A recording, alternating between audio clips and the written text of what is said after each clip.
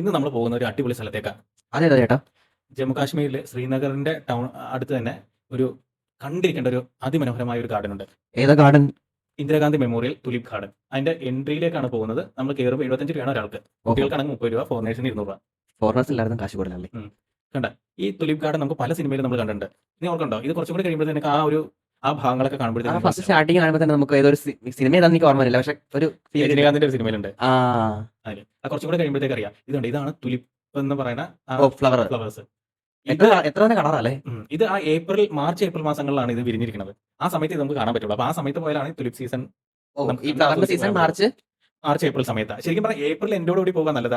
ആ സമയത്താണ് ഇതെല്ലാം നന്നായിട്ട് വിരിഞ്ഞു വരുന്നത്. കണ്ടോ? Okay okay. ശരിക്കും പറഞ്ഞാൽ താമരമുട്ട് പോലെ ആ ഇരിപ്പുണ്ടല്ലോ. താമരമുട്ട് പോലെ ഇരിപ്പുണ്ട്. ഇതിന്റെ ശരിക്കും പേര് എന്താണെന്നറിയോ? ഇല്ല. സിറാജ് ബാഗ് എന്നായിരുന്നു ഈ ഓ, ഗാർഡന്റെ പേര്. പിന്നെ ഇന്ദിരാഗാന്ധിയുടെ സ്മരണാർത്ഥമാണ് ഇത് tulip Indira Gandhi memorial tulip tulip garden garden എന്നുള്ള എന്നുള്ള പേര് വന്നതല്ലേ? പേര് വന്നത്. നല്ല രസമായിട്ടുണ്ട് കേട്ടോ. എത്ര രണ്ട് പലതരം കളറുകളുണ്ടല്ലേ ഒരുപാട് കളറുണ്ട്. ഇതിൽ ഏറ്റവും രസം എന്ന് പറഞ്ഞിട്ടുണ്ടെങ്കിൽ ഇത് 2007 സ്ഥാപിച്ചത്. ഈ ഗാർഡൻ?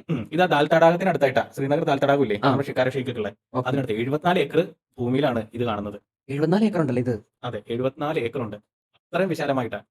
ആ മലനിരകളുടെ പേരെന്താണെന്നറിയോ? സബർവാൻ മലനിരകൾ എന്നാ. ഇതിന്റെ താഴെ ഭാഗത്ത് ഇതിന്റെ ഇപ്പർ സൈഡ് ദാൽ ലേക്കും കൂടി ആയിട്ടാണ് ഈ ഗാർഡൻ സ്ഥിതി ചെയ്യുന്നത്. ഓഹോ, ഏകദേശം 60 ഇനങ്ങളിലുള്ള 15 ലക്ഷത്തിലധികം തുലിപ്പുകൾ ഇവിടെ വിരിഞ്ഞു നിൽക്കുന്നുണ്ട്.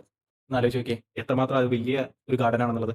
അത് കാണുമ്പോൾ തന്നെ നോക്ക് എത്ര കളറാണ് അതിന്റെ അകത്ത്. ഇതിലേക്ക് കയറുന്നതിന് മുമ്പ് നമുക്ക് അവിടെ കുറച്ച് ചായ, അങ്ങനെയുള്ള അവിടുത്തെ തന്നെയുള്ള പലഹാരങ്ങൾ, വിവിധ തരത്തിലുള്ള ഡ്രസ്സുകൾ, അങ്ങനെയുള്ളതെല്ലാം ഇതിൽ കയറുന്ന മുമ്പുണ്ട്. അത് നമ്മൾ വേറെ വീഡിയോ കാണിക്കുന്നുണ്ട്. ഇത് നോക്കിക്കേ, കണ്ട ഓരോ ലൈനും ലൈൻ ഓരോ കളറ്. ഓരോ കളറായിട്ട് അങ്ങനെ ചെയ്തിരിക്കുന്നത്. അപ്പൊ ഇത് കാണണമെങ്കിൽ നമ്മൾ ഏപ്രിലേക്ക് തന്നെ പോകണം. കണ്ട ഈ ഒരു രംഗമൊക്കെ കണ്ടില്ലേ, നല്ല ഭംഗിയില്ലേ? ആ നല്ല മലയുടെ അടിവാരത്തായിട്ട് ഇത്രയും ഏരിയയിൽ ഇങ്ങനെ നിറഞ്ഞു നിൽക്കുക. നല്ല രസമുണ്ട്. ഇതില് ഓരോ കളർ, ചുവപ്പ്, മഞ്ഞ, ഓറഞ്ച്, പിങ്ക്, വെള്ള, പർപ്പിൾ, ഇങ്ങനെ പല കളറിലാണ് പൂക്കൾ നിൽക്കുന്നത്. ഈ ഒരേ ടൈപ്പ് പൂക്കൾ നമുക്ക് ഇങ്ങനെയുള്ളതൊക്കെ വളരെ ചുരുക്കം കാണാൻ പറ്റുള്ളൂ. ആ അല്ല, ഇത്രയും വെറൈറ്റി കളേഴ്സ്. ഈ റെഡിന് ലവിന്റെ പ്രതീകമാണ്, വെള്ള പീസ്, അങ്ങനെ അങ്ങനെ ഓരോ ഓരോ കളറിനും ഓരോരോ ടീം ആ വെച്ചിട്ടാണ് അവർ ടീം സെറ്റ് വെച്ച് അവർ സെറ്റ് ചെയ്തേക്കുന്നത്. ചെയ്തേക്കുന്നല്ലേ? എന്തോരം മലയാളികളായിരുന്നു അറിയാം അവിടെ നമ്മൾ വന്നു കഴിഞ്ഞപ്പോഴത്തേക്കും. ആണല്ലേ? അങ്ങോട്ടും ഇങ്ങോട്ടും തിരിഞ്ഞു കഴിഞ്ഞാൽ നമ്മൾ മലയാളം സംസാരിക്കുമ്പോൾ അറിയാലോ. അതെ.